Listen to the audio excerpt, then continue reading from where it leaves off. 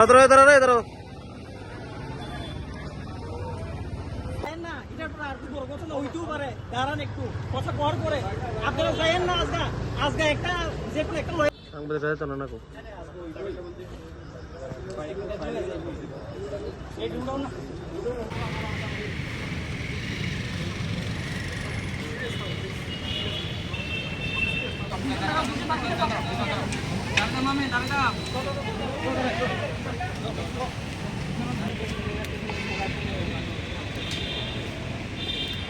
শোনা না শিক্ষা ভবনের সামনে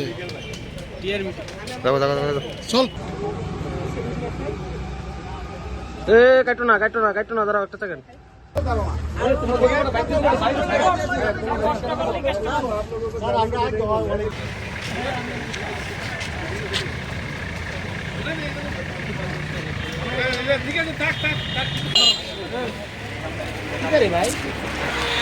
ভ্যালিডিশন পাইছে না যে আমরা রিক্রুটমেন্টটা কোনখানে গিয়ে আটকেছে কি আটকেছে এটা আমরা ওখান পর্যন্ত ভ্যালিডিশন পাইছি না এই লেগে আমরা বাধ্যতামূলক আমরা রাস্তাটা ব্লক করুন রাখছি কারণ তাই লোক আমরা যদি এতদিন ধরে আমরা ডেপুটেশন দিতেছি হ্যাঁ অফিসিয়ালি সাতবার ডেপুটেশন দিছি তখন কোনো কাজ হইতেছে না তো যতবার যাই আমরা এটাই শুনে আনি যে আমরা হইতেছে কাজ হইতেছে এই হইতেছে কিন্তু আমরা ফিজিক্যাল খুবই কমপ্লিট হয়ে গেছে কিন্তু এখন পর্যন্ত আমরা প্রসেসিং করা হয়েছে না এই লেগে আমরা বাধ্যতা আমরা জেল পুলিশের ক্যান্ডিডেট রুটটাকে ব্লক করতে হলো তো আমরা একটাই ডিমান্ড যে আমরা যে প্রসেসটা ওইটা তাড়াতাড়ি প্রসেস করা হোক বা আমরা যে ফার্দার যে প্রসেস ওইটা তাড়াতাড়ি কমপ্লিট করা হোক কারণ ধরলে আমাদের যে 3-4 বছর ধরে এত কষ্টের সাথে থাকতেছে আমরাই বুঝি যে বেকার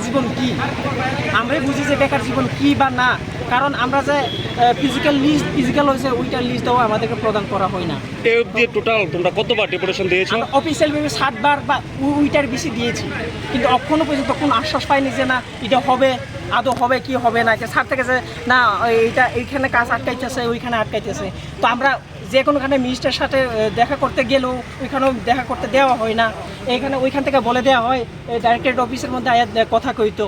বা এইখানে আইএসআরে ভ্যালিডিশন পাইতেছি না স্যার তারাও কমিটমেন্ট দিতে পারতেছে না স্যার ডাইরেক্টলি করছে যে ওএসডি স্যারে অরিন্দম স্যারে কইছে যে না আমরা কমিটমেন্ট দিতে পারতাম না যে